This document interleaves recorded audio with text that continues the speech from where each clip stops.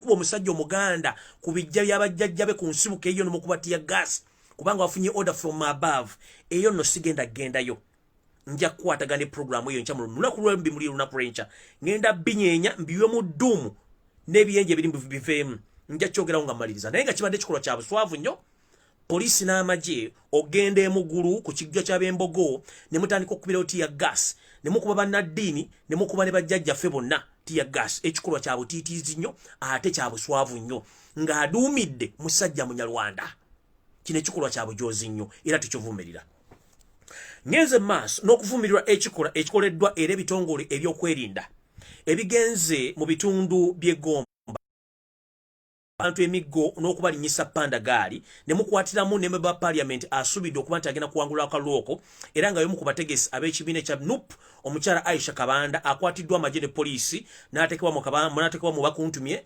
n'atwala mu bifo ekitanategeerekeka tukimanyi bulungi nnyo olukwesesulwa mu olw'okukwata buli muntu wa NUP yenna oba yeesimbyewo teyeesimbyewo tulumanyi bulungi lunene nnyo naye mwandibadde mukola ekintu ekitegenda kuleeta buzibu mu ggwanga tugamba bw'onyigiriza nnyo ennyindo gireeta omusaayi ate bw'owemanya nnyo obusajja tulowooza nti ku kyalo gw'oba osinga bw'owemanya nnyo obusajja tulowooza nti ku kyalo gw'oba osinga ekimala ndoozi kiyinza okuga nti kimala abantu bemugamba nti kati mutandisa okubakuba emiggo mbakuba tiya gas bano abantu balinawo obuvunaanyizibwa mu ggwanga kubanga tiya gas gwe mubakuba n'emmundu ze mubakubisa sasasula omusolo omukyala Aisha Kabanda ekikola kye mukoze omukwata omuteeka ku loole omukasukako nga bakasukako omugugu kandidate omulamba asuubiza obwati member parliament ovunaanyizibwa mu Uganda kino ekikolwa kya butiitiizi nnyo ate kya bunyoomi nnyo mulekerawo okuba bannayuganda mulekerawo okukozesa eryanyi kubanga kyemukola olwaleero enkya bagenda kibakola nkiddamu kyemukola olwaleero enkya bagenda kibakola musharinge vidiyo eno nkiddamu kyemukola olwaleero enkya bagenda kibakola emmundu ze mukozesa okutigomya bannayuganda enkya zandiddira nga zitukumya mmwe emmundu gye mukomye okutigomya bannayuganda gye mukoma obbagumya so nno naawe saagala kulwawo nnyo njagala kuvaawo ng'endeekokkowe ddala njagala kwebaza nnyira lutabayisibwa Yoseri mutabani wa Karekezi ne banyalwanda banno abawamba eggwanga mwebale kuwagira Robert Kyagulanyi Sentamu na kumuwagiramu okubira kampeni ku bwereere nga tayadde 10 kyataddemu mulaze abantu bazze boogera nti Museveni tabanko mu Uganda kyekisooka mulaze nti mu Uganda tembanga mu democracy mulaze nti emirembe mu Uganda tegibangawo mulaze nti mulina mission eyokuwamba eggwanga n'okukunya bannayuganda obamalira mu makomera okutwala amataka gena buli kimu mukikoze mwebale nnyo mubalire ddala ensobi gye mukoze esinga obusobi semasobi kwe kuddira omuntu munnansi n'omumanyisa amagye n'omumanyisa nti gambala gati gakwate mundu zitya gawulira amasasi gavuga kati ekintu kya busiru nnyo mu mbeere zaffe ez'ebyobufuzi n'ebyokwerinda tosobola kumanyiza muntu wa bulijjo n'omumanyiza omujaasi n'omumanyiza n'emmundu n'omumanyiza n'abajaasi bafaanana ekikolwa kya bulabe nnyo kubanga kaadi ezisembayo mutandiso zizannya endala mugenda zizannya ddi nkiddamu muzanye kaadi zammwe zisembayo kwe kujja amagye mu barracks ne mugaywa mu bitundu by'eggwanga byonna gali mu bantu gabakuba emiggo gabajjako ebintu byabwe bamanyidde n'emmundu bamanyi bwe zivuga ensobi y'amaanyi nnyo era singa abantu banaamanyira amagye gano n'emmundu mujja kuba temuna kye mugenda kukola okujjako okubinnyuka mu nsuwa mutambule mugende nkyali ku Kiggula Lodge information era gye nnina muteekateeka okwewamba yensonga lwaki buli kitundu kyonna kati ekya Buganda ewali olusozi mutandise oteekayo emmundu zirwasa amayinja ne muteekayo ne budditaaki bw'amagye gye buli mbadde nkyabyogera mu Buganda nga Cement ne mu Busoga bakoze ekikolwa kye kimu okuva e Kayunga okuyingira Busoga buli kasozi konna k'omanyi akali mu Kayunga n'okweyongera mu bitundu bya Busoga byonna kateekeddwako emmundu zirwasa amayinja n'abasirikale abeetoolodde ensozi ezo era nga tebakkiriza bantu kugendayo kubanga bano abasajja balina kye beetegekera ffe kye tutamanyi naye bino byonna mbikole mujjukire nti n'omugenzi Amini omugenzi Gaddafi n'Obote balina obuyinza bwe bumu balina ebiragiro bye bimu ne bali luddawa kino kye mukola kubayite okweyiwa manda mu mbugo nga n'ensi eraba byonna mbikole ne mumanyi nti buli kimu kibeerako entandikwa n'enkomerero ngenze maaso nkyali ku Kiggula Lodge video tennaba njagala okutegeeza ensi ya Uganda ne bannayuganda mwenna abadde banyumirwa video oba firimu enjogerere njera bategeeza olwaleero nti buli muntu yenna obanga oli mu struggle ng'obadde oyagala okumanya nti struggle ogyagala nnyo oyagala ensi yeekyoke Museveni akosa ssente z'omuwa omusolo okuba nti atandise okugula buli ekyetaagisa okuba nti akiza ku side ye. Wetwogerera abogerezi oba bavunuzi ba firimu zino bonna Yosefu Tabaisirwa mutabani wa Kalekyezi yabawadde ensimbi okuba nti batandise okusirika tebagenda kuddamu kwogera ku struggle oba okutandika okugenda okulumba Lwatu Kyagulanyi Ssentamu n'ekibiina kya Nuupu nga bayita mu kwogerera video zaabwe.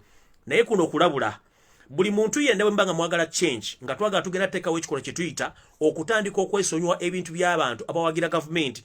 Nja kusaba n'obuwombeefu buli muntu yenna abadde agula video z'abantu bano ba firimu mulekerawo zigula.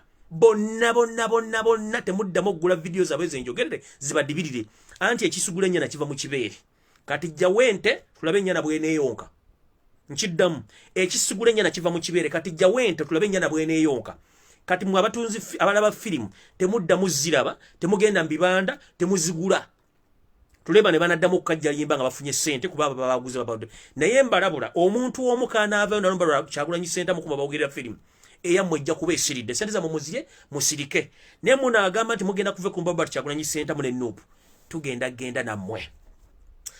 Nga ntandika vidiyo eno njagala kusooka bategeeza omuntu yenna ng'oli eyo oli OB OG oli workment oba wasomako n'omwami gwe bayita eyeeyita Hamu Kiggundu ono nno nga yeeyita entrepreneur.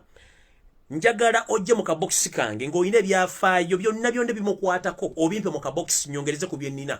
Kubanga omwami ono tuludde ekiseera nga tulowooza nti alikyusa obwongo bwe ku ntegeera ye n'ekiganye. Njagala yenna oba oli musuubuzi oba oli munnamateeka oba oli student wasoma naye oba yakubba oba yakukwabula oba yakukola ki jangu mu kabokisi kange 24/7 osobola okujja ku messenger osobola okujja ku WhatsApp ku namba ezimanyikiddwa ompe ebisinga ku bye simanyi ebikwata ku muvubuka ono nzijje mujjemu engoye asooka ategere nti ensi etegeera.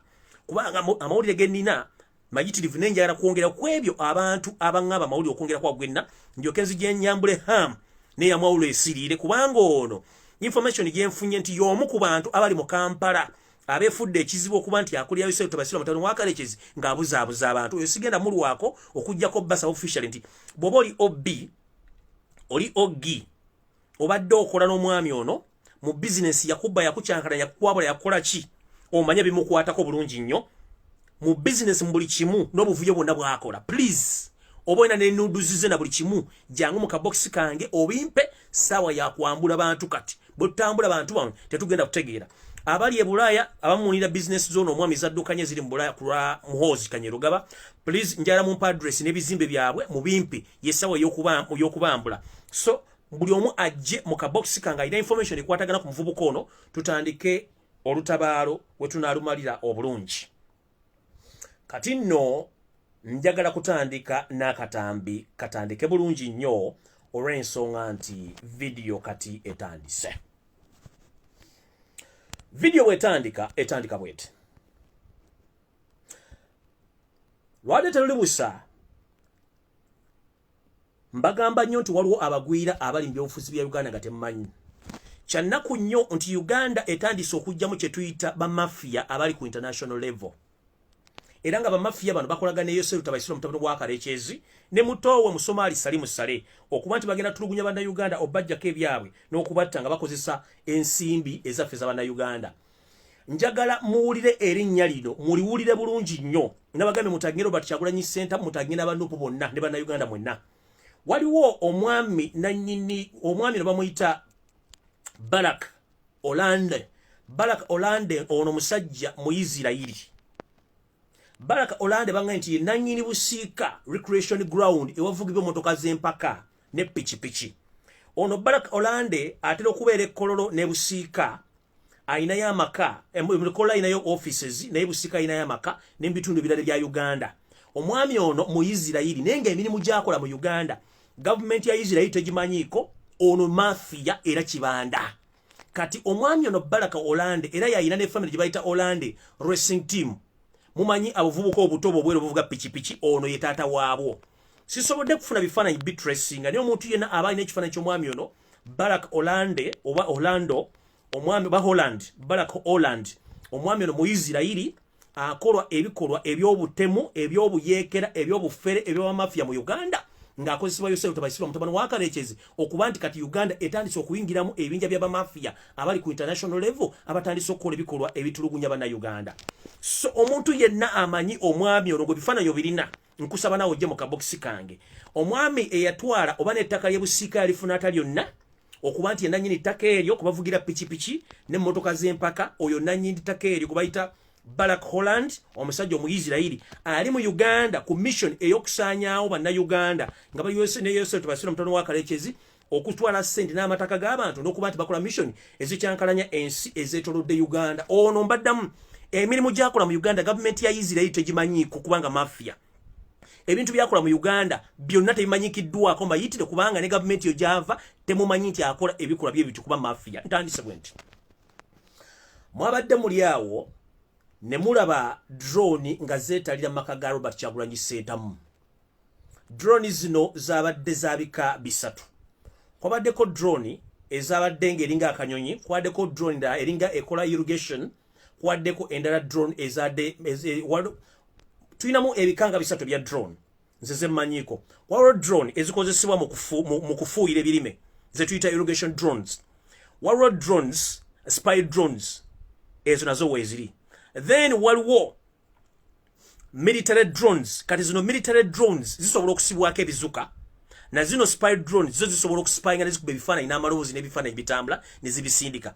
Then irrigation drones zino zisobola okukozesebwa omuntu n'agikusindikira ng'ejjudde obutwa obw'amazzi waba buli kika nejja ne bufuuyira awantu awo n'etambula. Kati ze irrigation ze drone ebikasa byembaga naye nga nnyingi nnyo. Kati ku drone ze nalabyeko ezimu emu gye mwalabye nalabye ng'eriko tanka waggulu ku drone ekika kye nalabye. Kati twagala kwebuuza ekika kya drone kye mwasindisi kwabaddeko n'eringa helicopter. Ngenda bannyonnyola ani alabye wa drone zino era bamusasula ssente mmeka era yaani. Kati ku drone zino ezalabikiddwako eyo drone eya irrigation esobola okuyiwa obutwa mu compound y'omuntu ba ku maka g'omuntu bonna kye baagala kubanga abagicontrolling yagibula kyayagala. Then spy drones zino zisobola okukwata ekifaananyi ekiyimbidde n'ekitambula n'amaloboozi ne kizisindika eri agitumye gyayagala. Then zino military drones ezisobola okukwata ebizuka ne bizikasuka era muzira bulungi nga Amerika bazikozesa nazo weeziri. Era drone zino ziba zeevuga nga tewali muntu azivuga ng'azicontrollinga ayinza okuba ayina waatudde n'azisindika okugenda okuspyinga on. Kati batandise okusindika drone zino okugenda okuketta Robert Kyagulanyi Ssentamu. Ne twagala kwebuuza zino drone bazisindika ku basis ki? Era mu mateeka omuntu oteekeddwa okusindika drone okuspyinga ku muntu kimenya mateeka nazo tekikkirizibwa. Twagala kumanya Yosef Tabaisirwa mutabani wa Kalekyezi wasinzidde ku ki okutandika okusindika spy drones ewa Kyagulanyi. Era wano twalabidde ng'ono omuvubuka yagenda okuyiga ennanga n'afuuka ennanga n'ava mu nnanga n'afuuka endongo. Omwogezi wa poliisi gwe bayita Fred Endingidi ennanga esuna obusunyi n'eyimba. Omusajja omukulu atuludde mu myaka naye ne bamugamba okwogera ebigo by'ekisiru najja n'ayogera by'ekisiru ku media. Weebuuze njagala omusajja omukulu otuuka okuba nga bagenda kukozesa obe nga ne ku international sinto kyasobola kufuna mulimu singa gavumenti ya Museveni eba evuddeko. Enanga Endingidi entongooli nkubuulira kino kikubuulira tolina wogenda kuddamu okufuna mulimu nsi yonna. Kebere LC1 mukulu ntongooli ennanga Endingidi tolina wosobola kufuna mulimu gwonna mu nsi yonna. Nebeera nga Interpol yegenda okutandika okuwandika ba poliisi ku bulimba bw'olina n'omuntu omukalu gw'olina teri asobola kuwa mulimu. Kyekisooka. Ekyokubiri ennanga olina okwebeera mu kimanye nti olina family ate olina future. Teri muntu asobola kuddamu kwemployinga mu nsi yonna kubanga oli ku record gwe muntu akyasinza okuwa ebintu by'ekisiru n'obyogera mu public. Ensi yakulabye yakutegedde gwe tukyande kikwagaza kubanga weesimira eyobunya era weesimira ddala. Okitegeera? Weesimira ddentaanaayo era wagimala bulungi nnyo. Awo nno sigenda kulwawo ku kya drone. Omwami ono njagala bategeeza muwulirize bulungi. Drone zino omwami aziri emabega kubanga information gyenfuna endaga nti omwami ono Holland Omuyisirayiri ye nannyini drone zino. Nkiddamu omwami ono Barack Holland ye nannyini drone zino era yazikomandinga on orders of Yosef Tabaisirwa mutabani wa Kalekyezi ne Salimu Sale. Aina offices wa commandingira drone zino offices ziri Kololo ezimu ziri Busiika. wabula bakigatto bange bangambye tebategedde location ntuufu drone zino we zaavudde either zaadde command yazo ng'eri busiika oba yabadde kololo kubanga commanding center y'omwami ono ebiseera ebisinga etera kubeera kololo oba busiika so mu location bbiri zino omwami Hollande Barak ono mu Israeli mafia we yasinzidde okubanga akozesebwa President Museveni okuba nti basindika spy drone zino kubanga ye yazireta mu Uganda ku order za President Museveni nga balina okukola kye balina okukola omwami ono emirimu gye gyakola gye gino wano wammanga mu Uganda yeribika mu construction companies is constructing enguudo n'amayumba naye eyo just cover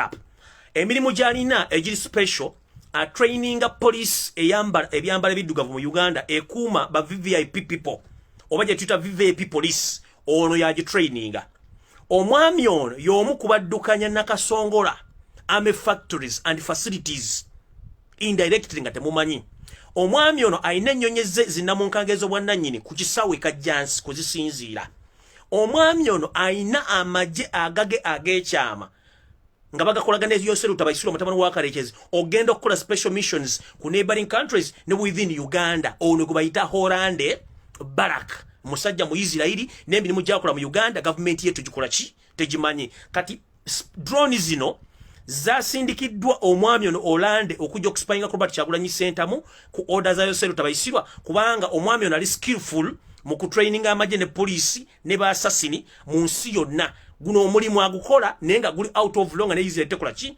Israel tekimanyi mumpulidde bulungi nga ne Israel tekimanyi nti omusajja ali mu Uganda akola emirimu gino era omwami ono y'omu kubabeera mu diru za government okugula ebyokulwanyisa gamba ng'emmundu emmotoka enwanyi n'emmotoka ezibakuba tiya gas ono y'omu era eyali mu diru ey'ekyuma kya kansa nenga diru y'ekyuma kya kansa no teyali ya kyuma kya kansa baleteramu ekyuma ekikuba sente nkiddamu omwami ono Baraka Hollande y'omu ku bantu abali mu diru eyaleeta ekyuma ekikuba sente naye nga muwali mu purchase order bwe baali bapurchasing ebintu bino bwe byajjira mu kago baali balaga nti baleese ekyuma kya kansa ne babaga nti badonatinga kidonating era ekyuma kyali kigule buguzi isiwakije kama fridge mu container mwalimu printing machine oba cash printing machine eyajjiramu era omwami ono yali mu diru eno ey'okuleeta cash printing machine eri mu State House Entebbe printinga sente the same Barak Hollande ono era ye mwami omu ali mu diru ey'okugula ebimotoka ebyokulwanyisa ebya police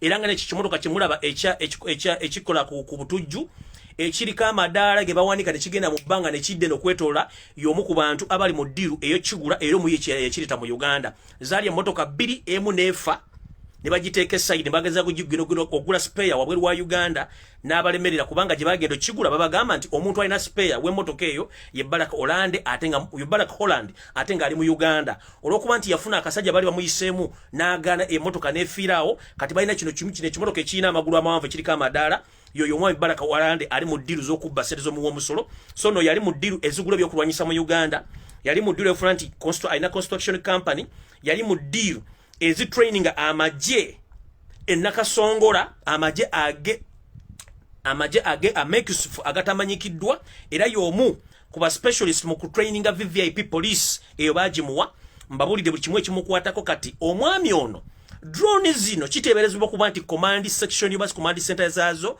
zabadde kolo ng'omwami ono yali mu command traininga drone zino omwami ono y'omu kuba babayita ba contract assassins abatamanyikiddwa mu nsi yonna nenga mu Israeli ali mbintu bino information gyenfuna omwami ono waba tali kollo aba ali busiika ye nanyini busiika recreation ground gye muvugira emmotoka z'empaka ne bikes ye mwami ono eyabadde babega drones zino so twagala kubuuza mwami Hollande singa Robert Kyagulanyi Sentamu atuukibwako obuzibu essaawa zino nga tumaze okutegeera information yeno bulungi nnyo ogenda kuddawo ensi yonna olw'ensonga tumaze okutegeera gwe ali mbebega wa drones zino kubanga banga oyina drone za bika bingi oyina drone enkesi oyina drone ezeetikka ebyokulwanyisa oyina drone ezifuuyira ku drone zetwalabyeko automatically zino zonna drone okusinzira ku bakigatto bange bangambye drone zizo era ne commanding center yo eri busiika endala eri kololo n'emirimu gyonna gy'okola tugitegedde mu Uganda so njala bategeeza officially omwami ono bwe mmanyi companies eziri private ezina ba assassin abakola emirimu gino y'omu ku bo. Omwami ono ne missions yasembayo kukola mujjukira ku border ya Uganda ne Congo waliwo obuvuyo ne bookya era drone ezaayo kyazali za mwami ono. The same chaos which happened in South Sudan, omwami ono y'omu ku balina ba machineries basindika eyo Sudan ne bagenda bookya buli kimwe kyanga bakozesa drone n'ennyonyi zali enokusifu okukola chaos mu South Sudan.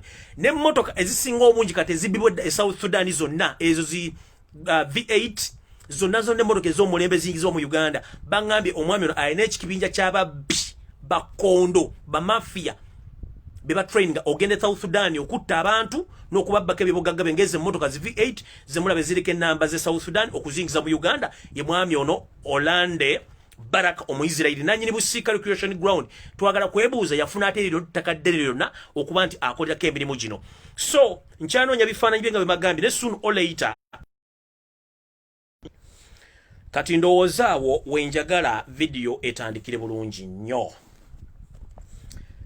Njala mutaginga Robert Kyagulanyi Sentamu, njala mutagingira Joel Senyonyi, Fred Sentamu Nyanzi, Mildred Rubega Segona, n'abakulembeze mwenna ba NUP. Eno information kati wentuuse entuufu ku security alerts. 1.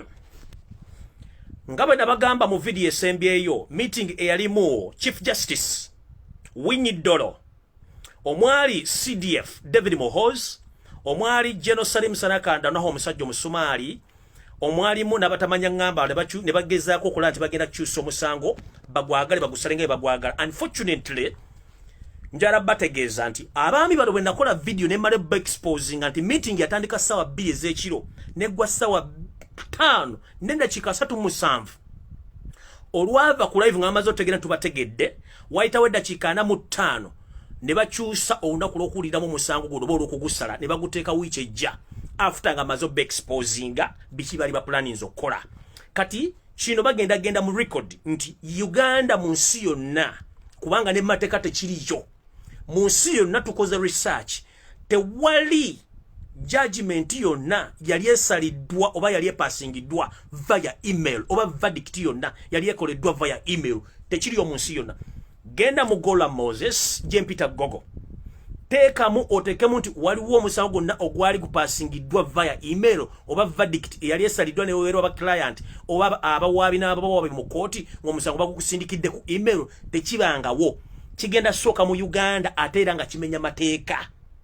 Nkiddamu mu history Uganda yegenda sooka okukola verdict oba okuwa ensala y'omusango negusindikira abawaabi n'abawawaabirwa nga bali wabweru wa kooti nga n'omulamuzi tatudde mu kooti. Nkiddamu verdict eweebwa mu kooti ng'ejjudde bulungi nnyo nga buli omu amaze okuwaayo obujulizi bwe, buli omu amaze okuwuliza sayidi ye, ne tufuna ne ba assessors ababeera mu kooti okumanya ebibadde mu musango guno bo ku sayidi ye babiwulidde batya. Ne bagamba mu kooti za Uganda temuli ba assessors. So nga ate ba assessors be bakatunuulizi oba kalondoozi b'omusango kuva lw'oguwaabiddwa mpaka lwegukomekkerezeddwa era n'ababuuza mu ba assessors kiki kye muwulidde mu kooti.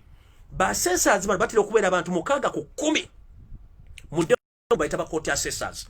Ba court assessors babeera bannansi abasomako amateeka era nga baga practicinga naye nga bo tebalina ludda bajja ne batula ku sayidi y'ekkooti ne bawuliriza ne bawandiika ne bawuliza oludda oluwaabi n'oluwawaabirwa ne bagatta ne bagattula ne bafuna ansa.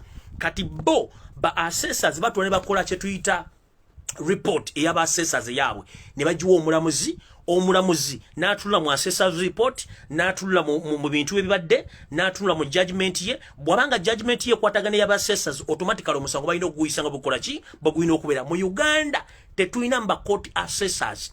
Kati njala kubuuza omulamuzi Moses Sekana meeting gye mwalimu ku Serena last week ne mutuula ne mukola vuluguwamu nga mwagala okupasinga judgment enkyamu ne mmala okuba exposing nga ne mukyusa verdict day until next week mugenda kugisindika ku email.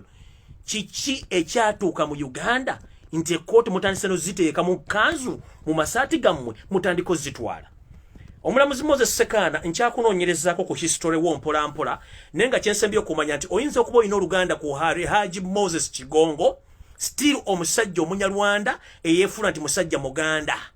So musale emisango gino nga mugimu tutandise obbanoonyerezaako omulamuzi Moses Sekanda ali musangulo nfunye intel lwakuba sinaji confirming olina oluganda ku musajja vice chairman wa NRM ali Haji Moses Chigongo either muganda wa Moses Chigongo yakuzaala naye nga nkyafuna intel n'obuvubu bwayo n'obuddo kati twegendereze nnyo abantu abali mu system eno abasinga obungi baliko abooluganda abakona ab'emikwano so nno nga mwakyusiza judgment era mugenda mu record nti mwe musoso okusala omusango ne mugusalira ku email ekikitabanga mu Uganda kati ngenze maaso ekisokera ddala njala kutegeeza omukulembeze wa Robert Kyagulanyi Ssentamu n'abantu mwenna abawangalya ku kitebe kyaffe kya NUP information gyenina etegeeza bweti tekijja kuba kya buvunaanyizibwa nnyo okutandika okukozesa ekitebe ekyo nga temaze kufuna bakugu ku kyekebejja mutya information gyenina nti abasajja bano bajja okucekinga ekitebe kino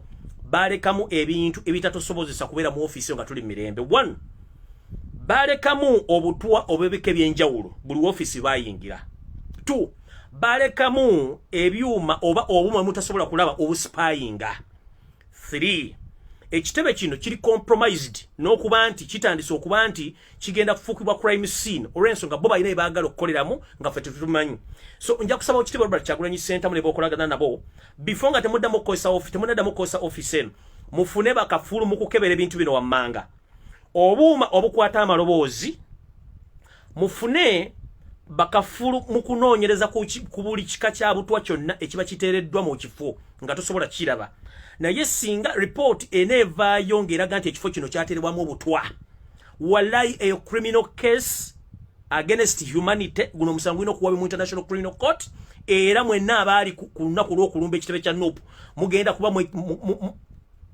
mwekulidde akabazi kugulu kuba kino omusagwa nagomola nnyo okuyingira mu kifo ky'omuntu nga temulina kibaluwa ebakkiriza kuyingira mu kifo kino ne mutandika okuteekamu ebintu ebitakwatagana amateeka mujjukire tulina ekkolero ennakasongola erikolwa obutwa obwa buli kika obuli mu form of perfume obuli mu form of powder n'obulala kati tumanyi kika ki kya butwa kibaleeta mu office zino nja kusaba Robert Kyagulanyi Ssentamu before nga tunayingira mu office eno tulina abantu abasoma mu kunoonyereza abasoma mu kunoonyereza ku butwa abasoma okunoonyereza ku bintu byonna ebikusike ebiba biteereddwa mu kifo naddala nga birimu obulabe obw'amaanyi nsaba ofuna emikwano gyo abasobola okujja okunoonyereza before nga temuna accessinga office zino again bakole report bagikwase naye singa kisangibwamu nga mulimu obutwa bonna obwateekebwamu case egenda mu International Criminal Court kubanga mwagala ku Robert Kyagulanyi Ssentamu n'abantu amu aba NUP so eyo message esooka eya security alert before you access the office again please mufune ba private investigators bajje ba investigating ebyateekebwa mu office buli kimu ekyateekebwamu twagala kimanya ngenze maaso tandise bwenti olwaleero olunaku lwa mukaaga essawa ziri 2 n'eddakiika ez'akayitako abasajja bano banoonya empapula zino wammanga banoonya empapula nga bwe nabagambye empapula omusajja Kibalama ko yaweera ekibiina kya NUP kiwa Robert Kyagulanyi Ssentamu n'ebikikwatako byonna babinoonya mu office ne bibula kyekiddako information gyenina endaga nti abatamanya ngamba bano bamanyiriridde okujja ku lunaku either olw'enkyo lw'Essande oba Mande okulumba amaka ga Robert Kyagulanyi Ssentamu agasangibwe Magere okugafuuza na buli kimu bakireke nga bakikusudde ettale tomorrow Monday or Tuesday or any day within the coming week but starting tomorrow bana basajja okujja okuinvadinga amata ga Robert Kyagulanyi Ssentamu okujja ogayingira mu kifuba okutandika okukebera buli kimu kyonna ekyetaagisa mu nju ya Robert Kyagulanyi Ssentamu nga bakeberamu empapula zonna ze baagala wano wengenda okusabira omukulembeze wa Robert Kyagulanyi Ssentamu mbadde ngenda kusaba n'obuwobefu mukama waffe bw'oba olina ekintu kyonna ekikwatagana ku mpapula oba byapa oba mpapula za buyigirize oba zonna empapula zikwataga ku kibiina kya NUP n'ebigenderako byonna nkusaba olwalira essaawa zino oyinza n'okuba wabijjemu dda kubanga manyi information olikuba wagifunye dda byonna bive mu makaago musigalemu ebintu byo by'omanyi nti bya mu nju empapula zonna ez'omugaso oba byapa buli kimu kyonna ekyetaagisa kijje mu makaago tekisulamu kubanga bana basajja by either tomorrow Monday Tuesday or the entire week bali willing okujja kwevading amakago kubanga bafunye order from above okukola ekintu kino. So njala kubasaba ekintu kino ne mukibalete ekimu bibagenda okuletamu bangabi bano planning okujja n'ebintu bibalese era okubiteeka mu kifo kyo. Bayinza okujja n'ebyambalo by'amagye, bayinza okujja n'emmundu n'ebintu ebifaananyizaako ebyamagye still obiplacinga mu njuyo. Wano wengenda okusabira nti abakuumi bonna aba Robert Kyagulanyi Ssentamu amawukuuma mbadde mbasa mutwala obudde mufiriza akadde mugende mu kampinge ewa Robert Kyagulanyi Ssentamu bana batamanya ngamba we banajja bayino keberebwa nga bayingira mu maka ga Kyagulanyi bayino mwino bakebera nga bayingira mu maka ga Kyagulanyi oba baagala bate baagala. One, nja kusaba mwe batamanya ngamba mmwe bwe mba mujja kuluno mujje ne search warrant kyekisooka mujje ne search warrant mujjukire ebikolwa bino mubikola muri ku orders. Time egenda tuuka judgment dengo oli mukaguli bwomu ebuuze bigenda okuddibwamu togenda kulifaringa ku Yosefu tabayisira mutabano wa Karekyezi, togenda kulifaringa ku Salimu Sale, togenda kulifaringa ku CDF. Bagenda kubuuzanga gwe yazze nti wazze makaga Robert Kyagulanyi gayingira mu ekirobe misana ebbaluwa yakukiriza ogasachinga eruwa ng'otulangazi mpwangalinga embwe esudde ebyana. Mujja kuyimira mukaguli nga oli muntu ogu tolina kyogenda kubuulira nsi. Kino nkiddamu Robert Kyagulanyi Ssentamu gwe muzoganya amaaso g'ensi yonna gamutunuulidde mwe temukimanyi olw'okuba temwasoma muli bawumba tuutu mulowooza ku makya olw'eggulu obuzima mubanga biwuugulu temwagala kumanya. Bajja bateeka mu kaguli omu ku omu ekibuuzo kye bakubuuza nga tokimanyi bagenda basiba kubanga bakozesa ensobi. Bwe mba mulowooza nti Museveni abaagala nnyo lwaki ye kennyini teyeesitukira mu mpalaata ye kubanga musajja mugwira najja neekebera ebintu bino kuba byagala nnyo. Lwaki babakozesa mmwe? Kati nja basaba mu batamanya ngamba CDF David Muhoozi oba oli musajja oba oli mukazi kuba sikutegeera wenna olinga watermelon gye banyize kubanga gwe oli musajja wansi oli mukazi wansubira musajja gwe obongo wabuleka ludda wa ne batamanya ngamba bano mwe mulowooza ekintu kimu kukozesa amaanyi tegalya singa tulakita yewaata naye bwongo mulwokuba mulina kawulizimu embeera y'okulunda ente n'obwongo obutono yensonga lwaki mulowooza ku level ya wansi abantu batunbaga nti eno government ebadde tufuga all along kumba obwongo mulina butono tosobola kujja kuyingira maka ga muntu oba kuyingira mu ofisi ya muntu nga takuwadde lukusa oba nga tofunye court what tofunye court order nemwe mujja kuba muyine muntu. Let me tell you one thing, gun is nothing. Emundu kintu tekina kye kiri kubanga you are there luring Ugandans by force because of the power of gun or guns, but singa lunacho unakurencha ngemundu teriiwo nja kusanga nkwambale kubanga ojja kuba tolina kyosobola kunkola. Dikiteta yena amanyi gega muri mu mundu singe mundu bateriiwo tolina kyasobola. Mujjukiremu mwine mundu olwaleero enkya zisobola obbagibwako naye buli kyemukola mukikola nga mukimanyi nti ensi ekola ki ensi ebalaba. So nja kusaba abakuumi ba Robert Kyagulanyi Ssentamu okuva olwaleero oba wiiki yonna mbadde mbasaba mu kampinge wa Robert Kyagulanyi Ssentamu by all means. Era mbadde nkusaba ekitiibwa Robert Kyagulanyi Ssentamu ku mbwa z'olina ewaka at least weewole embwa endala 5 zimaguje enkambwe oziteke mu compound zisule nga zitambula. Gwe oli omuntu akubye ekyasi nga akubye embwa manya nti enjuyo bagizinze naye nga n'abakuumi bana bakukuuma already ebweru gye bali. Sina kindi nja kusaba abantu bazira kisa mwenna abasobola okuluma omukulembeze waffe okutandika n'olwaleero mpaka olunaku lwaneesimbawo mbadde mbasa mugende mugumbe ewuwe kubanga embeera esusu ogw'omulamuzi bantu tulina batujju kubanga tebapowa. Ekyo nno njagadde kibategeeza nti buli muntu wanajja okwetantala maka ga Kyagulanyi asooke keberebwa ate ba making sure nti bajja ne search warrant bate balina search warrant tebageza kuyingira. Ekirala kikino bana basajja bakimanyi bulungi nnyo nti mission yaabwe yakulemesa Robert Kyagulanyi Ssentamu okujja ku ballot paper. Balina options 2. 1, bagamba nti ebintu bibiri byonna bibalemye okutegeera. Ekisooka balwana nnyo wezingire Kyagulanyi butaleka ku ballot paper naye bagenda kikola batya bakikola mirundi ebiri. Bagamba bwe tukwata Robert Kyagulanyi Ssentamu tumuteeka eruzira ensi egenda situka tuyinza obutasobola gimanejinga naye mumukwata mugenda mukwatira ku musango ki kubanga already mutandise okulaga amateeka ag'ekisiru mutandise okuteba baloya ku TV batandise okwogera ebintu bitategeerekeka. Mbadde ku aga kawungezi gempuliddeko nga mpulira abasajja bakulu abanalizing ensonga z'ebyambalo by'amagye. Let me ask you one question. Mwenda balo yabadde ku NTV olwaleero. Magye ki mu Uganda agalina engoye mmyufu nga ganga mbale engoye mmyufu?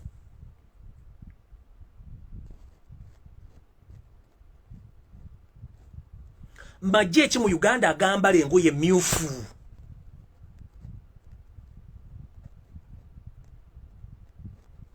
Tetulina magye gambala ngoye mmyufu. Mwekikulu mulowooza nti bannayuganda olwokuba nti badde bebase tebasobola kutegeera. Tetulinayo gye mu Uganda lyambala ngoye mmyufu. Kubanga kale mmyufu esangibwa ku flaga ya Uganda. Presenting anti ffenna bannayuganda abaddugavu tulina omusayi gwe gumu. Ye ready kye presenting black presenting anti tuli musangibwa mu Uganda mu Africa tuli baddugavu. Yellow presenting anti eva Uganda eberamu omusana 24 eberamu omusana throughout to the year. Ye kale ya yellow. Eze kala satu weggwanga ready kweri. Kati mwagala kuŋŋamba nti ready yemu ku kala ez'amagye tekiriyo. Kati mbulira abasajja abakulu batuludde emyaka bawoza mbu simanyi omuntu okusanga ebyambalo byafaananyiriza by'amagye bagenda kusiba. Mu byambalo bye mwatutte mwaddemu kyambalo kye kyefaananyiza n'amagye. Njala kubuuza ekibuuzo kimu. Polisi ki mu Uganda eyambala kaki ow'amasomero ku overalls mwatutte?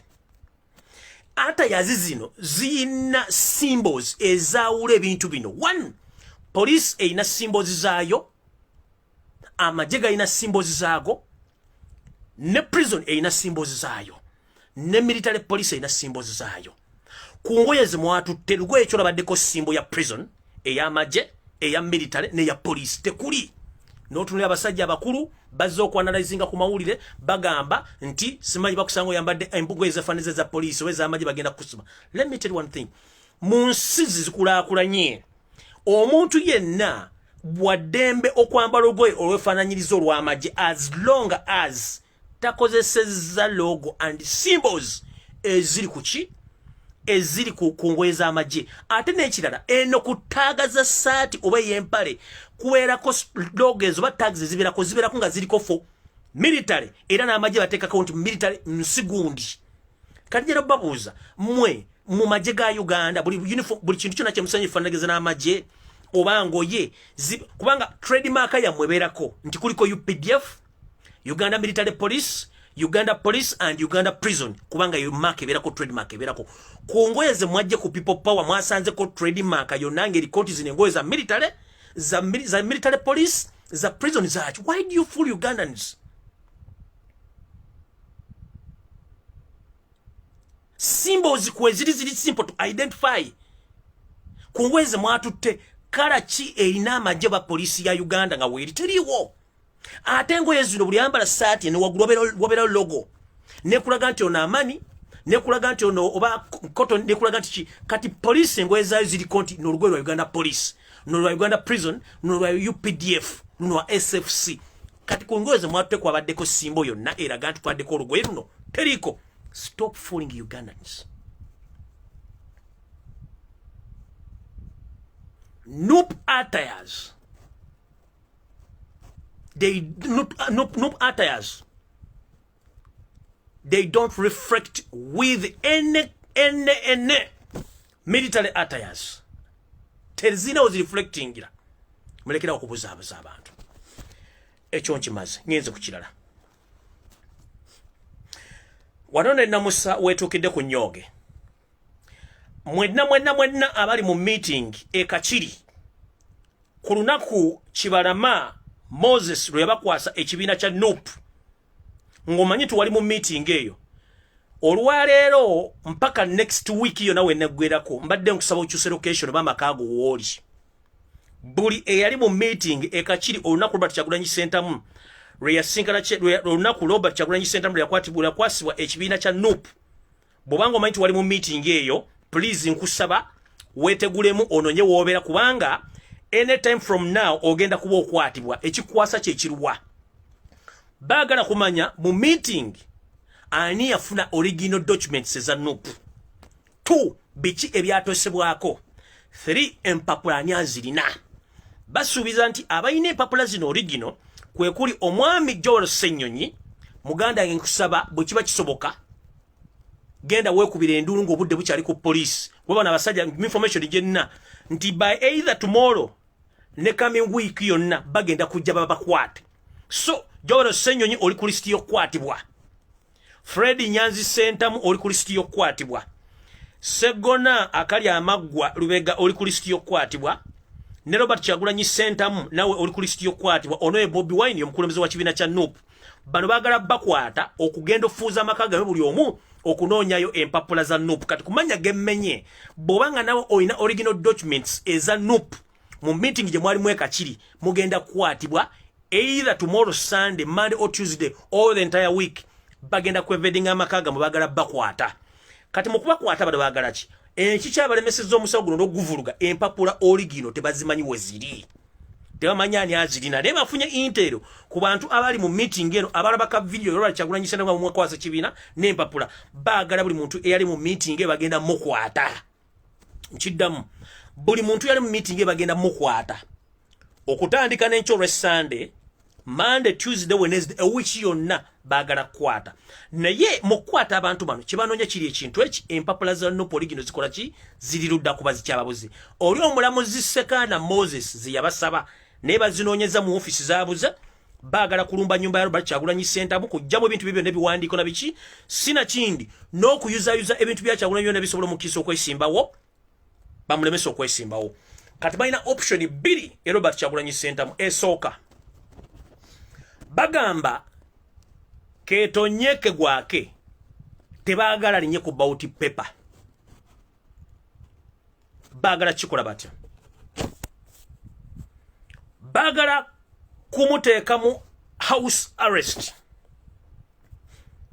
baga bwe tumuteeka mu nyumba temukwatira mu makaage tekijja kuwawaaza nnyo bantu matu dani ng'omukwata omusibire luzira oba mukukomera kijja kusika tension ya international community okuteeka Museveni ku nninga okuba nti akola ki alina okutala Robert Kyagulanyi Sentamu kati baagala okukola baagala mukwatira mu makaage nga tafuluma mpaka nominations ng'ennaku z'omwezi 4 omwezi ogujja lwe zinaggwa kubanga baga nti option y'omukwata omutwala mu komera tumuguleko emisango kijja kuleeta tension y'abaki ya international community otandika gati Museveni tomusajja oyo kubanga talina musango naye omukwatira mu makaage ate kijja kuba kireeta ki kijja kuba kiga nti ekiba kikendeza tension naye ate na kino tekigenda bataasa njala bategeze ekigambo kyekimu kiri kiki kino bw'onyigiriza nnyo ennyindo gireeta omusaayi kyekigambo ekisooka ekyokubiri bwe munaalowooza nti mugenda kugana Robert Kyagulanyi Sentamu okujja ku ballot paper Museveni ayitewo unopposed n'abantu bekinana bw'aleeta still tekigenda kustabilizinga political situation in Uganda kigenda kurisinga tensions mu Uganda whereby buli muntu ajja kubuuza ekibuuzo lwaki omusajja musibidde mu makaage kyekisooka ekyokubiri lwaki mutandise okugenda mu bifo ebyenkusu nga mukwata abantu mubasiba mubatwala mu makomera kyekibuuzo ekyokusooka ekibuuzo ekisembayo atalina maanyi tagwa ddalu nkiddamu atalina maanyi tagwa ddalu mulaba muyina emmundu mulina ssente naye ekintu kye muzanyirako temukimanyi kambala bulenga obudde bukyali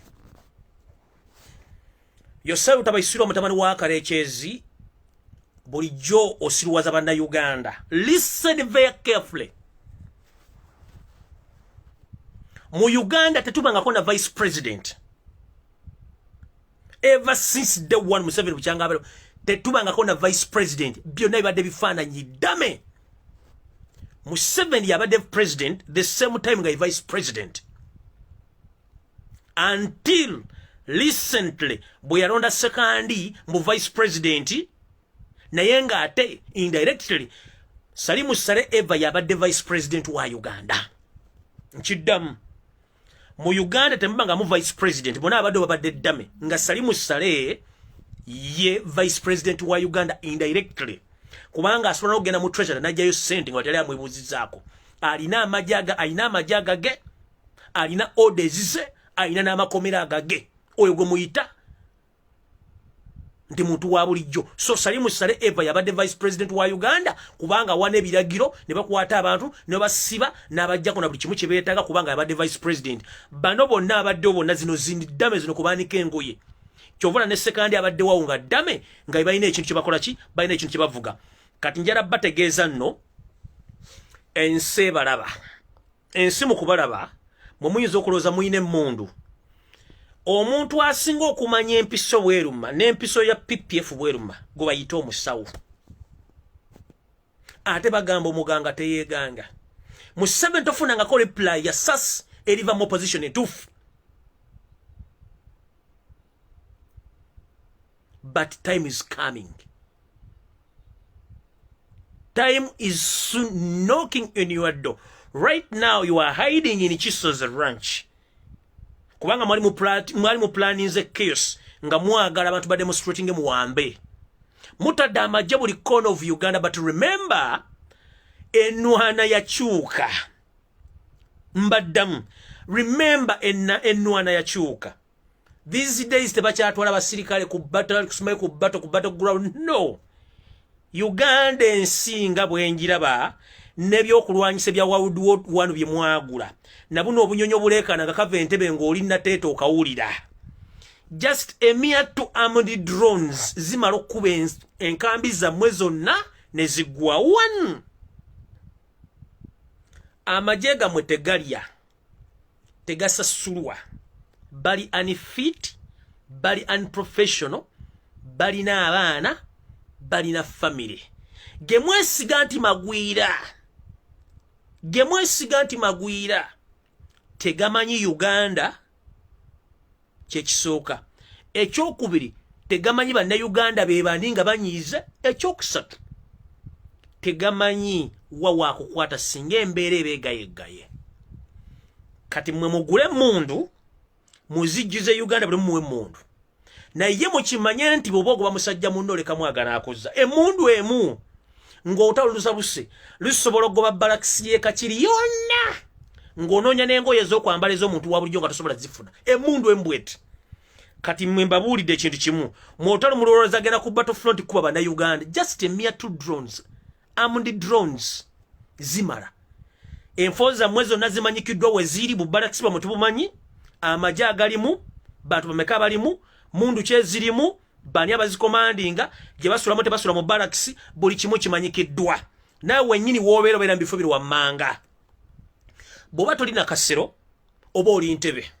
Bw'oba toli ntebe, oba oli lwakitula. Bw'oba toli lwakitula, obeera kisozi.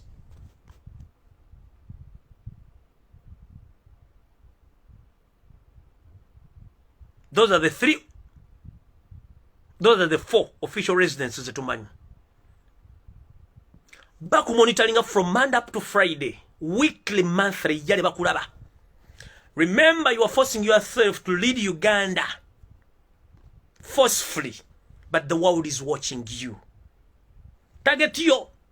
Bobatoli ntebe oli nakasero. Watoli nakasero oli lwakitula oli kisozi kati. Rale kisozi joli. Nkugambye entalo zakyuka. Mwe mugule mundu za mujizjuze Uganda, but unfortunate drone biri weziti. Combative drone weziti zimala. Ogende okuba ka UN base obunyonyi wa mwemuli obuvulunguta. Ogende bombo. Owali buli bwekopito bujja bulekana. Nogenda Gaddafi barracks. Kasijjagirwa. Drone zez biri. Kubanga tumanyi location woli. Teri agenda kwata tanka musime muzungu ne tanka teziriyo. Location ya Salimu Sale wali tumanyiwo. Ensi yonna emanyiwo. Mwe mwerabidde nti kye mwakima mu nsi mwakifuna. Naye ate mulemedde ku bantu. Banna Uganda nze nno kuno kwe kulabula kwe mbagamba.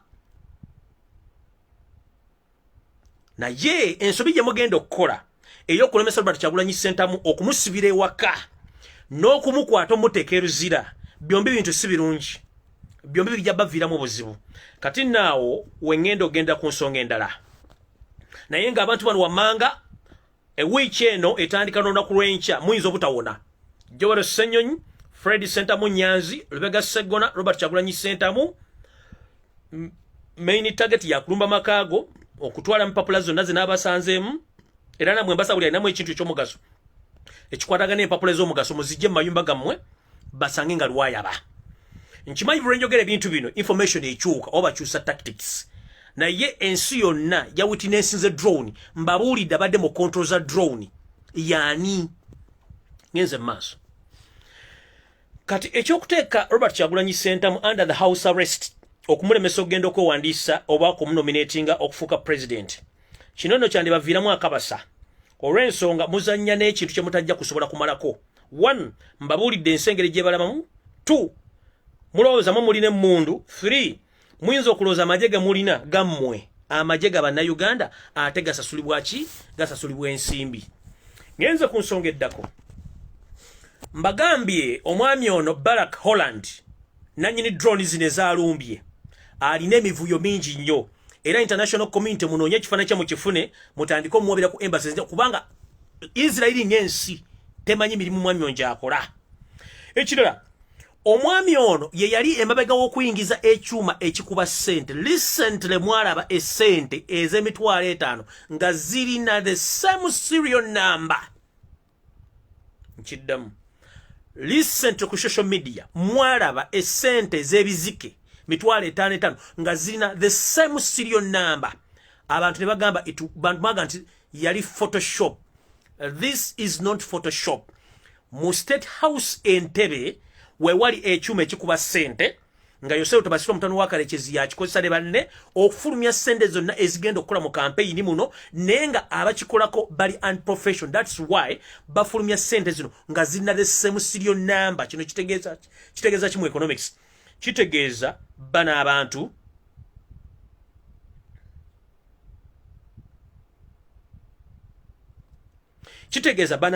already balina ssente zebeekubira nga nfu bazitadde mu saturation bazibawadde mujja tuuka ogenda ziko nga ssente zino tezikyakola kubanga zirina the same serial number. So kati abantu mwenna abadde bala ku social media ssente zafuluma zikubwa mu State House Entebbe mu 7 yalina ekyuma kino kubanga ono mwami Barack Holland ye yakireeta bakireeteramu n'ekyuma ekikola ekyali kijjanjaba kansa ekyafa recently Mulago Hospital byajjira ebyuma bibiri mu container ekyo ekikuba ssente n'ekyo ekyuma ekya kansa kyo kyafiirawo kubanga mission yabwe yali yakuleeta kyuma kikuba ssente. Kati ssente ze mwalabe zali same serial number zivubutuka mu State House Entebbe Yosef Tabasiro mutano wakalekezi ne banne be bazikuba bakozesa ekyuma kino ekyagulibwa omwami ono Barack Holland nanyini wisika recreation ground gyemuvugira mu motoka z'empaka ne bikes be bakola ebintu bino mu kukola vulugu. Remember mbabulidde history y'omwami ono n'ebintu byakola. Kitegeeza twafuna mu Uganda is a failed state managed by mafias abasobola okukola ekintu kyonna kye basobola okukola nga bakiteeka we balina okiteeka. Eno nno ye message njagala egende ew'omutamanya ngamba Yosef Tabasiro mutano wa Kalekezi. Kola ekintu kyemukola ekyokusiba abaana abato ab'emyaka egitanneetuuka kimenya mateeka.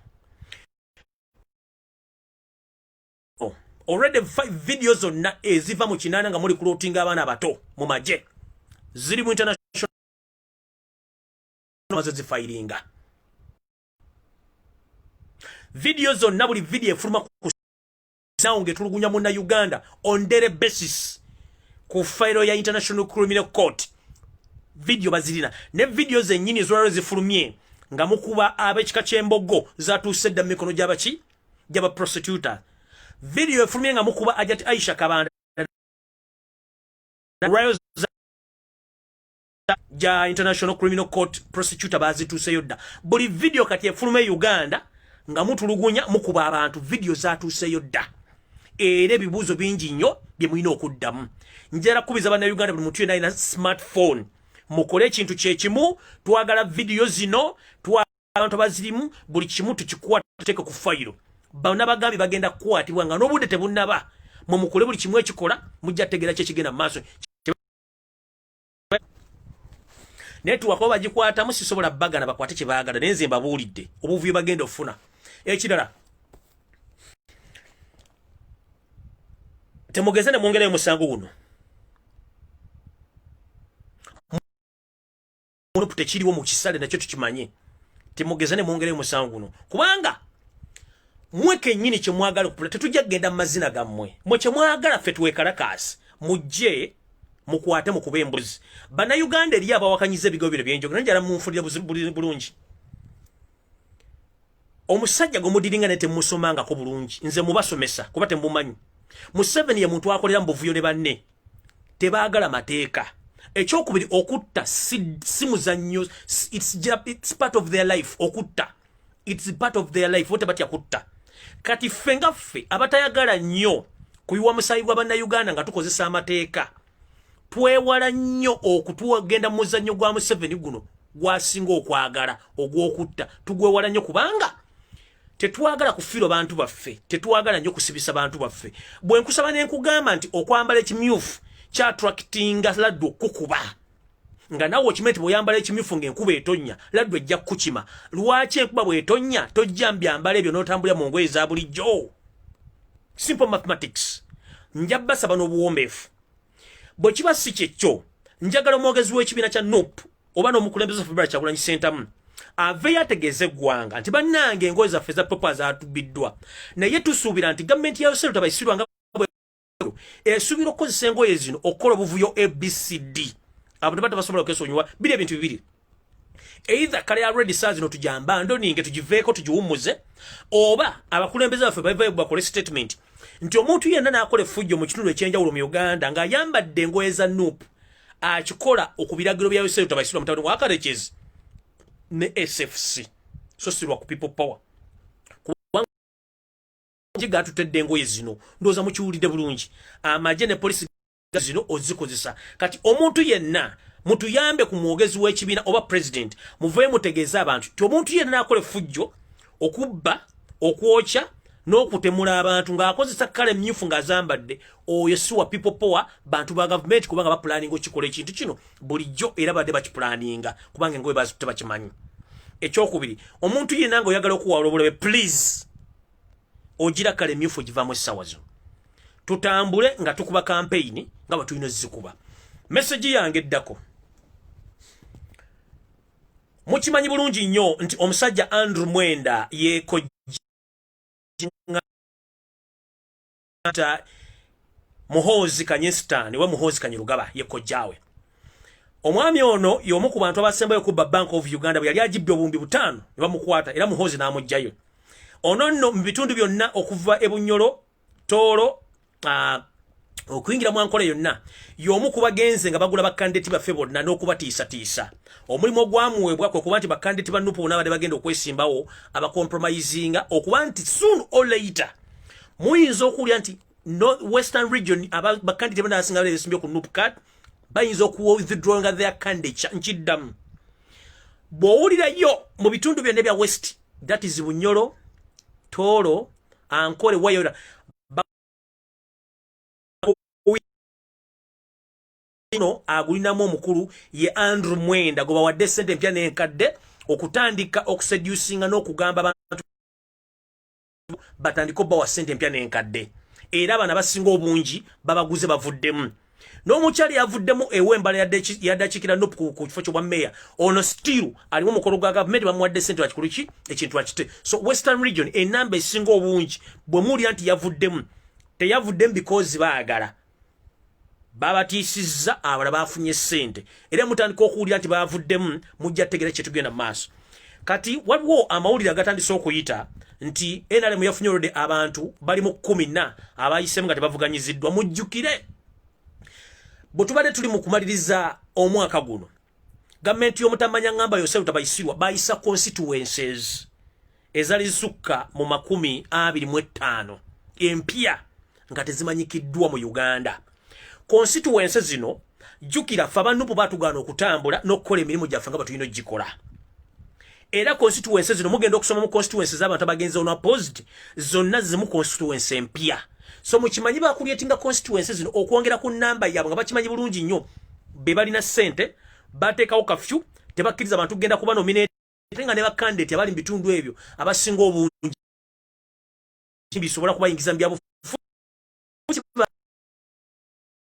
kifula namba yawe kati already NRM oba the National Buzz Movement ubange esobodde okufuna abantu 10+ abayiso unopposed ze ziri constituencies empya ze bateekawo ensonga ffe batugana okutandika okutambula okukola consultation kyekisooka ekyokubiri nomination zonna ze tukoze tuba tuzikolera mu bugubyo bw'ekika ekyenja songa bakandidate bafa basinga obungi abamu bade tebesobola 1 abamu bade batisibwa 2 constituencies empya zibadde nzibu nnyo kutuukamu olw'ensonga nti ebikozesebwa n'obudde bubadde tebuliiwo so saagala muntu yenna anenya muntu nti ba twakoze ensobi butabalina bakandidate sente muzira zibadde zitwekubya mpi abantu baavu mukitegedde bulungi abantu baavu so ebintu bino byonna mubitegeere nti omwami ono eyeyita nti ayagala change ng'ate embega omusajja eyeyita Andrew Mwenda kojja wa Kanyestan yomu kubali mabega ogenda nga bagula abakandidate baffe mu NUP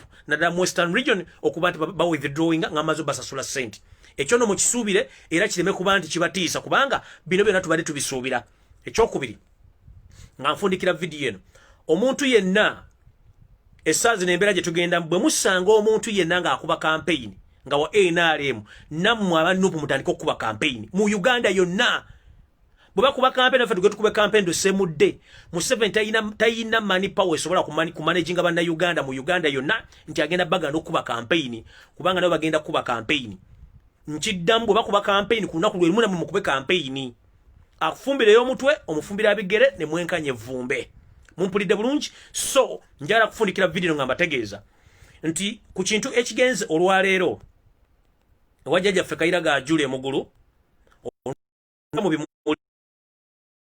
nebimuli special I'm going to exercise my ga to the fullest kalori la muntagingira una kurencha Ssaabasumba wa Uganda mu video yencha njala muntagingira Eklezia Katolika mu lunaku lw'enkya njala muntagingira abasumba mwenna mu lunaku lw'enkya information gye nnina ku mayiga olunaku lw'enkya yonna era nga nekibadde mugulu lwaleero mayiga kibadde mu mukolo ebitundu 5 ku buli kikome kati olunaku lw'enkya njala muntagingire Ssaabasumba wa Uganda mu Eklezia Katolika kitaffe mu Katonda olunaku lw'enkya ambimuli bigenda kubeera special naye nga video egenda kuba eri Catholic Church nga temanyi kikyabayingiramu nga kiri anda mayiga buli kimu jjukira lwabimuli nkya ngenda kujja ne mu njagala Catholic Church olunaku lw'enkya oludhona kubanga njagala ku Catholic Church anda mayiga's influence yingire jjajja fo obusiraamu na kibinge information we nabanji and reflecting on the Catholic Church the same reflection to the Muslim community, most especially the Chibuli community nchidam olunaku lw'enkya ebimuli bya Bulange bigenda kubeera special nnyo ngenda exposingira mayiga mugenda tegera mayiga yaani era mujja kutya naye ngera muntagingira olunaku Ssaabasumba wa Uganda ow'Abakatuliki ku video yenkya ngenda kwambula mayiga ekijja kijeze sikyatya information yange siteekako sukaali nga bwezze bwenjogera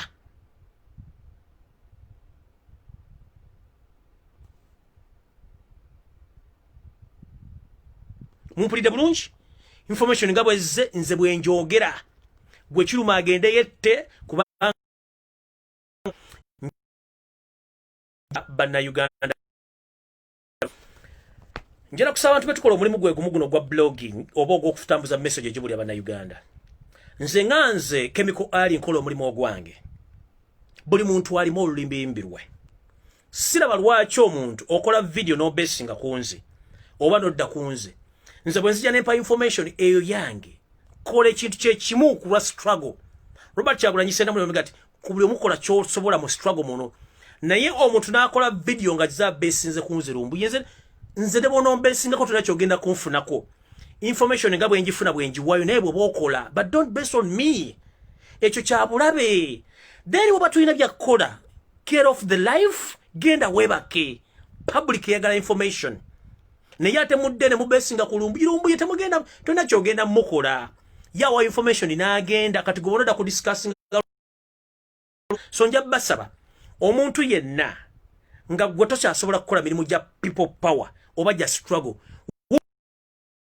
ko sa tomunywe mbizi sigomu yayina omutwe gugwe ne information aginonya kululwe kati goba toyina information please up your mouth mugende mukole ibagasa.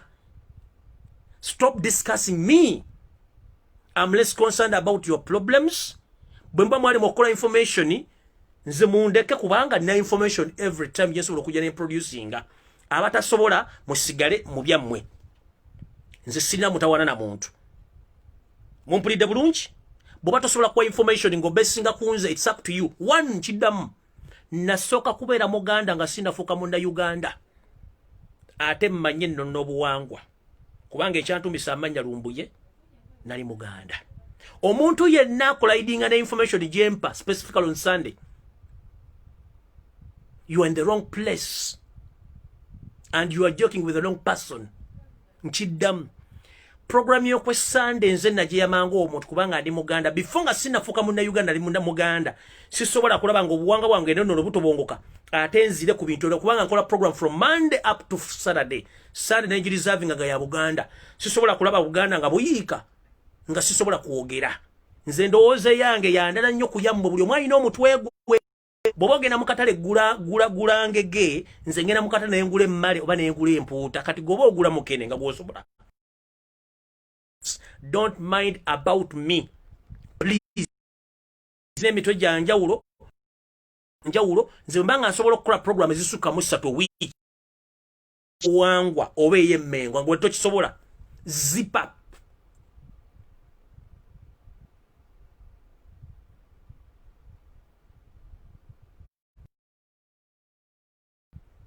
Bwe mbanga nsobola okwogera ku nsonga za Buganda ne zigguka nga gwe tosobola zip up.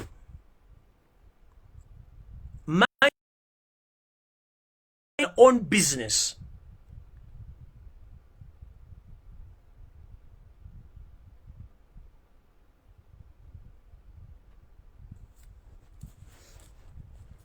Buli muntu alina omutwe gwe alina obwongo bwe.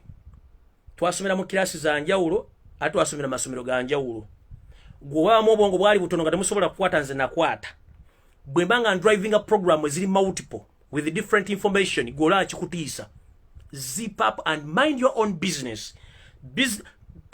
Program jenkola ku Sunday kiyinza okubanga erina abantu b'ekyankala nnyo bonge baluma nnyo. Please bw'oba tosobola bya buwangwa ngera tosobola nnono za Buganda, it's better you zip up before it's too late. Ojja kweswaza amanya agange nze lumbuye chemical ali. Nsobola okulya engege, nsobola okulya emmamba, nsobola okulya empuuta, nsobola okulya mukene nga ndi ekibeero omulundi gumu. Goba tosobola kulya kibeero kirekera asobola okirya. Please eno message egende eri awonna aba criticizing information jepa on Sunday. It's up to you to attend or not. Mumpulidde bulungi, it's up to you to attend or not. But you criticize someone that is talking about Uganda issues. What kind of information or produce any information about Mengo and you claim to be that you know each and everything in you. Bwoba tosobola kwogera ku Mengo politics wa Uganda muve kubanga omutima gwa Uganda ye Uganda ye Buganda. Politics atandikira Buganda, parliament ya Uganda eruddawa eri ku ttaka lya Buganda, high court eruddawa eri ku ttaka lya Buganda, referral hospital Mulaga eri ku ttaka lya Buganda, KCCA headquarters ziri ku ttaka lya Buganda, ekisawe kino ekisawe kiri ku ttaka lya Buganda, kollo yenna ina ku administration block zonna. Kabaka unandi mwena mutebi yaleta mu 7 singati yale kabaka yandi bade taliwo. When you go silent on Uganda issues, that means you don't know politics. There is no politics in Uganda without Mengo. There is no politics in Uganda without Mengo. Okitegeera? Gwabali nga mwewunza ku mwekubisa lubala atali wammwe. There is no politics in Uganda nga Mengo teriimu. This is to inform you mugulama tuga mwe. It's the Kabaka Ronald Mwenda Mutebi Wokubiri who seconded Museveni to be where he is right now. But if his Kabaka is tortured, mistreated, and you say that I can't talk to Mengo issues, then you are dumb.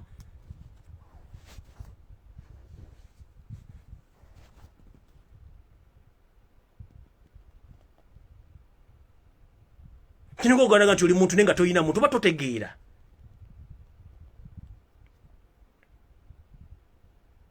Kuba totegeera.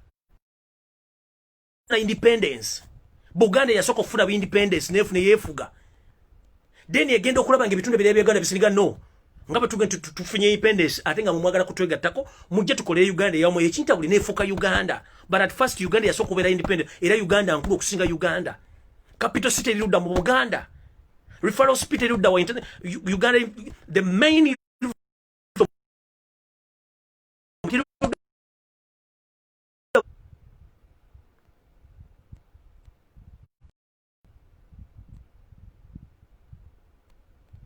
notunira abantu ngalooza ku mande lwoka ngobonga ina butono muloleza mabega nga Volkswagen kubanga Volkswagen yoneroleza magoma maso teri yingine ekintu kyonna ekyo ekitali mu Buganda tewali kitambula.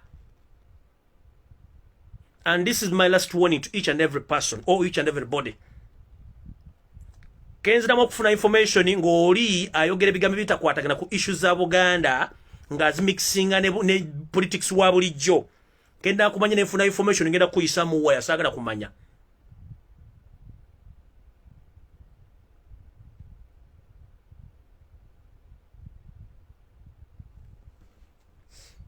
Enchatu senkarebi muli bulange sawa 2 ngenda ku exposing amayiga.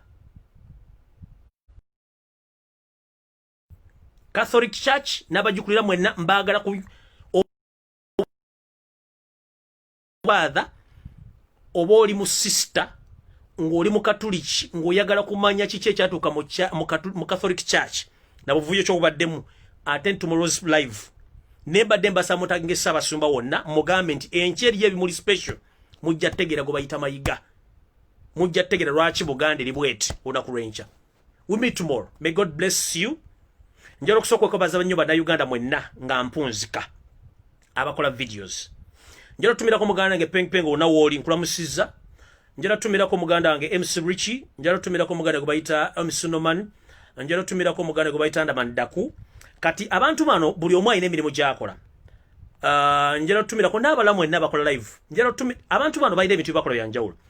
Bw'obanga oyina stress ng'oyagala ebintu ebikujjako stress, go and follow MC Rich. Bw'oba olina ebintu oyina stress bakubanja simi bakuziba ng'oyagala ebintu ebikujjako stress, genda olabe MC Rich. Genda ononye bagita Good Life page, ononye MC Rich mu following. Oyagala kuseka kuvaako bizibu, genda MC Rich. Oyagala politics alimu oluganda olumixing ng'ate wakusabula, genda ononye MC Noman. Oyagala politics, oyagala real life, oyagala celebrities life, oyagala mix, gende omusaya go bayita Raymond Shaluf. Mwabanonya penge temugenda mufuna ku video oba ku Facebook. Genda mu Facebook nonya kibayita Raymond Solufa. Oyo go bayita penge temudda mukunonya penge ku Facebook tojja mufuna. Nonya page bayita Raymond Shaluf oba Saluf. Ojja okumanya penge ojja mufuna. Oyo ye ali mouth ojja mufuna buli kyoyagala. Ndaman Daku aina sports, aina politics, aina buli kimu ojja mufuna. Mbabuulidde n'abantu abala gye bali abakola live ez'enjawulo. Oyagala real life, MC Rich. Oyagala stress zikuggweko nonya MC Rich. Oyagala relationship, oyagala politics, nonya go Twitter connection 256 oba go meter mindset oyina ejali. So programs zino zibere ku platform ez'enjawulo. Mukitegedde bulungi? Kubanga abantu mutegera pages notice gye ziri. Bobono nya penge ngomaite babo nonya penge bamuyita Raymond Salufa. Gwegena ku Facebook search for Raymond Salufa ojja kubofunye penge. Tono nya penge nya penge togenda mufuna. Nonya Raymond Salufa ojja mufuna. Oyagala stress zikugweko gade mu Rich. Page gi following ojja mula kuba yamalako bizibu ojja kubula mu kimwe kyetagisa. Sports, entertainment and politics Ndaman Daku.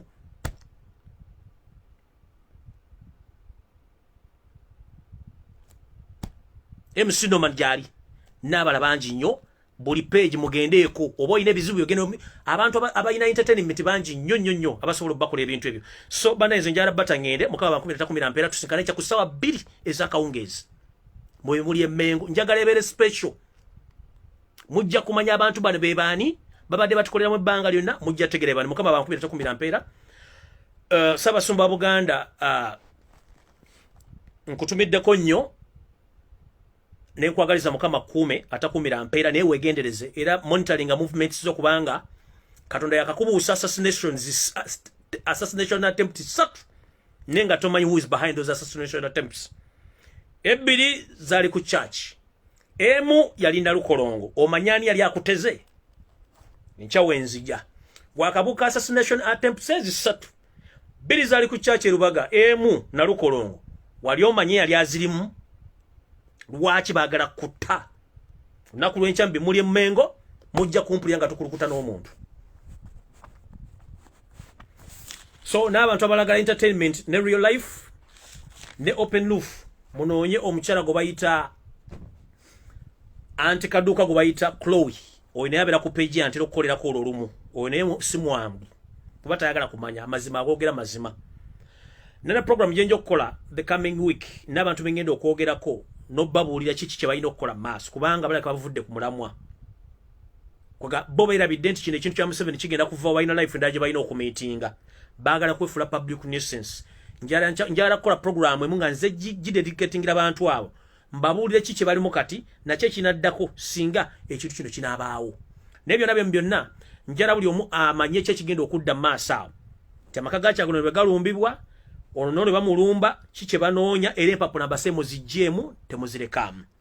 Mukama bankumira takuumira mpeera tusinkana olunaku lw'enkya ku ssaawa 2 mu bimuli Mbulange Mengo mujja kutegeera kye bayita bwino ku bwino. Mukama bankumire mweraba.